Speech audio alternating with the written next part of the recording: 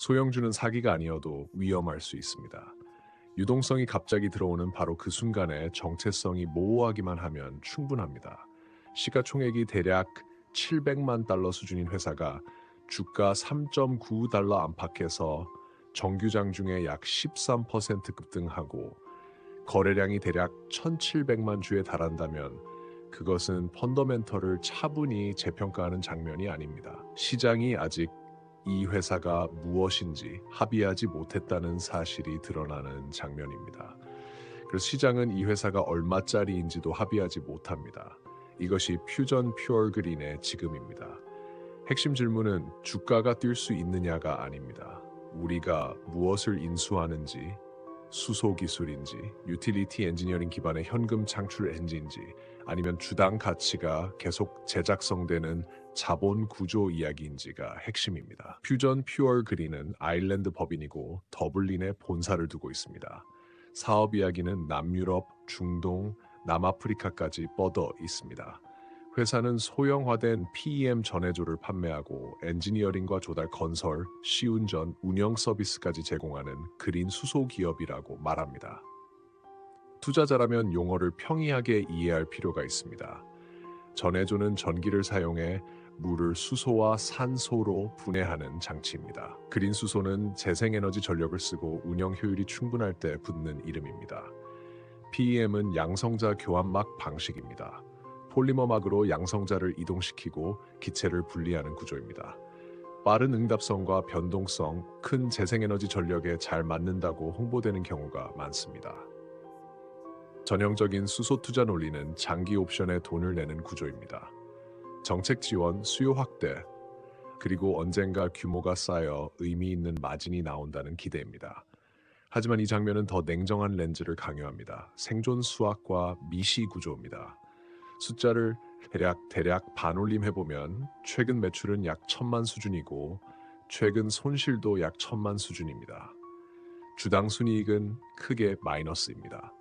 발행 주식 수는 약 200만 주 수준이고 시가총액은 약 700만 달러 수준입니다. 작은 시가총액과 얇은 주식 수는 가격이 실적만큼이나 흐름과 관심에 의해 움직일 수 있다는 뜻입니다.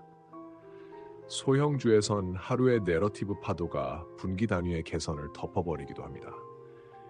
이 회사의 근본적인 미스터리를 이해하려면 날짜가 박힌 자본 관련 사건을 따라가야 합니다. 소형주에서는 자본 구조가 보통주 투자자가 상승을 함께 누릴 수 있는지 여부를 결정해 버리기도 합니다. 2025년 7월 10일 퓨전 퓨어 그린은 나스닥 최저 호가 규정의 요건을 다시 충족하기 위해 35대 1의 주식 병합을 발표했습니다. 주식 병합은 기계적인 통합입니다. 35 주가 1 주가 되고 주가는 비례해서 올라갑니다. 이것만으로 운영, 마진, 현금 흐름이 좋아지지는 않습니다. 더 건강한 회사라면 보통 실행력과 신뢰도 높은 가이던스, 투자자 신뢰로 상장 요건을 유지합니다. 그래서 주식 병합은 시간을 사는 조치로 해석되는 경우가 많습니다.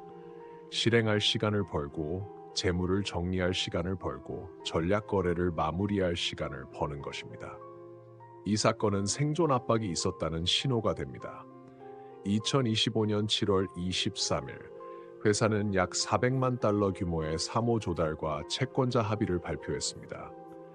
사모 조달은 제한된 투자자를 대상으로 자본을 받는 방식입니다. 소형주는 투자 유인을 위해 워런트를 붙이는 경우가 많습니다. 워런트는 나중에 정해진 가격에 주식을 살 수 있는 권리입니다. 채권자 합의는 부채 성격의 의무를 관리하고 있다는 뜻입니다.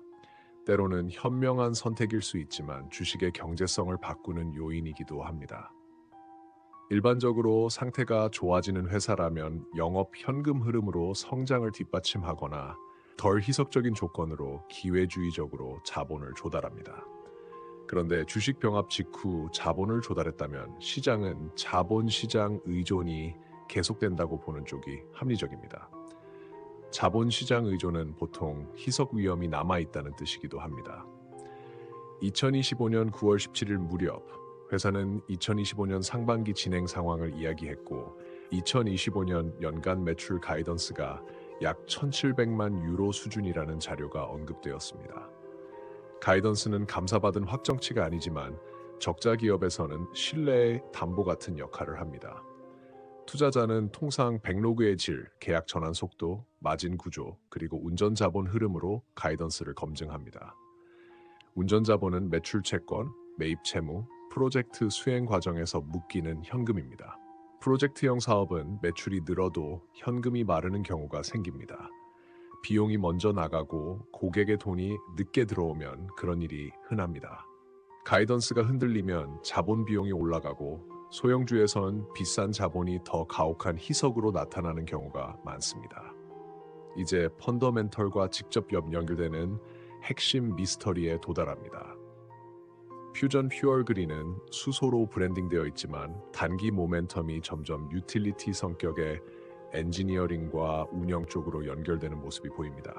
특히 알쇼라 가스를 통해서입니다. 이 부분은 단순한 장식이 아닙니다.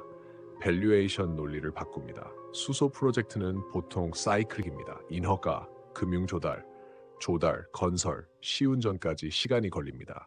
매출이 들쑥날쑥하고 늦어질 수 있습니다. 반면 유틸리티 엔지니어링은 마일스톤 기준으로 매출을 더 빨리 인식할 수 있습니다. 운영이나 공급 형태의 계약이 붙으면 반복 매출이 생길 수도 있습니다. 반복 매출은 계약으로 묶여 있고 마진이 괜찮다면 불확실성을 줄이고 현금 흐름을 안정시키는 고품질 매출로 평가되기 쉽습니다. 이 현금 엔진이 진짜라면 희석성 자금 조달 의존을 낮추고 내러티브가 아니라 현금 흐름 중심으로 평가가 이동할 여지가 있습니다.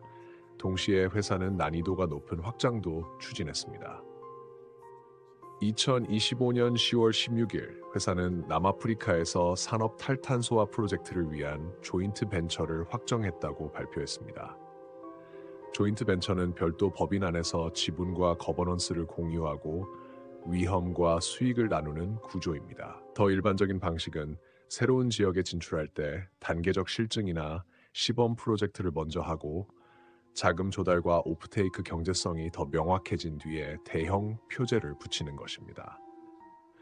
랜드마크급 조인트 벤처가 가치 창출이 될 수도 있지만 실행 위험을 키우기도 합니다. 국경을 넘는 복잡함, 여러 이해관계자, 규제와 물류 변수, 일정 불확실성이 한꺼번에 겹칠 수 있습니다. 소형주에서는 실행 위험이 곧 자금 조달 위험이 되곤 합니다. 지연이 생기면 또 자금이 필요해지고 또 자금이 필요하면 희석이 발생할 수 있습니다. 운영의 복잡함이 주당 가치로 번역되는 구조입니다. 그리고 거버넌스와 자본 유연성의 전환점이 있었습니다. 2025년 11월 6일 회사는 임시주총에서 모든 안건이 승인되었고 이사회 변화도 있었다고 발표했습니다. 회사는 이것을 전략 거래를 포함한 전략적 유연성 확보로 설명했습니다. 여기서 모호함은 비용이 됩니다. 확대된 권한은 좋은 일도 할 수 있습니다. 현금 흐름을 더하는 인수, 이자 부담을 줄이는 재무 개선, 자본 비용을 낮추는 파트너십 등 것들입니다. 하지만 주식 연계 증권 발행을 통한 희석도 가능하게 합니다. 유연성은 도구일 뿐 보장 아닙니다. 투자자는 그 도구가 실제로 어떻게 쓰이는지 보고 나서야 가치가 창출되는지, 가치가 이전되는지 알게 됩니다. 이런 배경에서 시장은 구체적인 촉매를 받았습니다. 2025년 12월 3일 두 건의 두바이 LPG 시스템 엔지니어링 계약이 발표되었습니다. 총액은 대략 100만 달러 수준으로 설명되었습니다. 운영과 LPG 공급을 통한 추가 반복 매출 가능성도 언급되었습니다. 핵심은 푼돈이 아니라 신호입니다. 단기에 측정 가능한 인프라 성격의 일감이 생겼고 반복 매출로 발전할 수도 있다는 신호입니다. 그리고 여기서 일회성이 드러납니다. 수소로 브랜딩된 회사의 급등이 대형 전해조 주문이나 대표 수소 오프테이크 계약이 아니라 LPG 엔지니어링 경제성에 맞물렸다는 점입니다. 보통 수소 종목의 큰 반응은 정책 발표, 보조금, 대형 수소 공급과 오프테이크 계약, 대규모 전해조 구매, 유명 파트너십 같은 것에서 나옵니다. 그런데 LPG 엔지니어링에서 반응이 나왔다면 시장이 장기 수소 옵션만 보던 시선에서 단기 현금 엔진 쪽으로 기준점을 옮기고 있을 가능성이 있습니다. 그렇다면 무엇을 시사하겠습니까? 슬로건이 아니라 검증 가능한 가설로 생각해야 합니다. 가설일입니다.